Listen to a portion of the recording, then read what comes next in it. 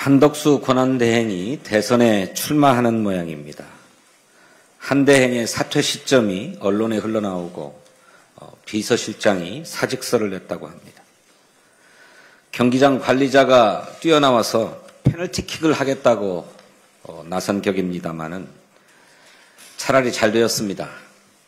마음이 콩밭에 가 있는 사람에게 국정과 대선 관리를 맡기느니 선수로 뛰다가 퇴장당하도록 하는 게 국가와 국민을 위해서 나은 일입니다. 파면 정부의 2인자이자 내란 대행으로 걸어다니는 위헌이라 손가락질 받는 그의 입에서 더는 국민이니 국가니 하는 소리가 나오지 않기를 바랍니다.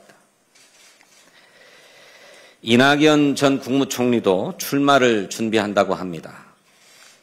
향후 당신의 행보를 지켜봐야겠습니다만 내란 세력들과 함께 반-이재명 연대를 만들 것이다 하는 관측이 나옵니다. 무턱대고 아무나 손잡진 않겠다 했던 당신의 말 맞다나 민주당 출신으로 국회의원, 전라남도 지사, 국무총리까지 역임한 분이 그럴 리 없다고 믿습니다. 당신의 인생을 송두리째 부정하고 국민을 정면으로 배신하는 짓이기 때문입니다. 또 국민의힘이 정세균 전 국회의장을 영입하려 한다는 소리도 들립니다. 한덕수, 이낙연, 정세균을 엮어서 후보 단일화를 모색한다고도 합니다. 못 먹는 감 찔러나 본다는 심보 아닙니까? 정세균 전 의장을 모욕하고 능멸하는 것입니다. 근거 없는 이야기이고 그럴 일 없다고 하신 것처럼 정세균 의장은 국민의힘의 연락조차 단칼에 거부했을 것입니다.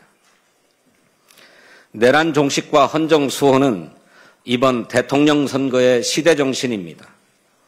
내란 세력들이 그 잔명을 부지하려고 수단과 방법을 가리지 않고 있습니다만 결국 국민의 심판을 면치 못할 것입니다. 또 무엇인가에 혹해서 시대 정신을 거스르는 세력들도 결국 국민으로부터 차갑게 외면당하고 말 것입니다. 민주당이 중심을 잡고 내란 종식과 헌정 수호의 시대 정신을 올곧게 실현하겠습니다. 내수가 그야말로 벼랑 끝에 섰습니다. 12.3 비상계엄에 따른 경제 여파는 고스란히 민생경제 위기로 나타납니다. 1년 사이에 개인 사업자 중 신용유의자, 옛날로 말하면 신용불량자입니다. 그 신용유의자가 28.8% 늘어났습니다. 1분기 신용카드 연체율은 10년 이래 최고치입니다. 통계청 발표에 따르면 지난해 하반기 기준 매장 판매 종사자도 150만 7천 명으로 1년 전보다 10만 명이나 줄었습니다. 소비자가 지갑을 닫으니까 불황을 견디지 못한 소상공인들이 어쩔 수 없이 직원을 내보내고 1인 자영업자가 된 것입니다. 어떻게든 내수 진작에 나서야 할 정부와 국민의힘이 오히려 추경을 보이콧하고 있습니다. 효능이 검증된 지역화폐 예산 증액에 반대하면서 국회 행정안전위원회 전체 회의장을 퇴장했습니다. 내수 진작, 지역경제 회복을 걷어차버린 것입니다.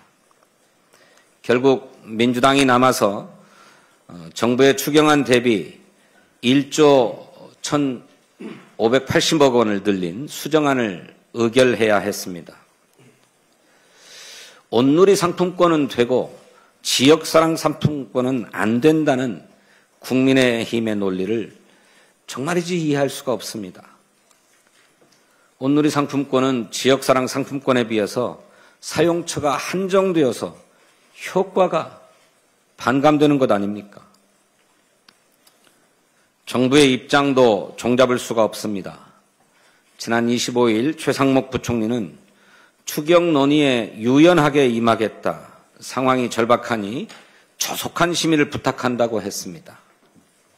그러고는 불과 3일 후에 추경의 규모가 너무 크면 신용평가사들의 평가가 좋지 않을 것이다 이렇게 얘기했습니다.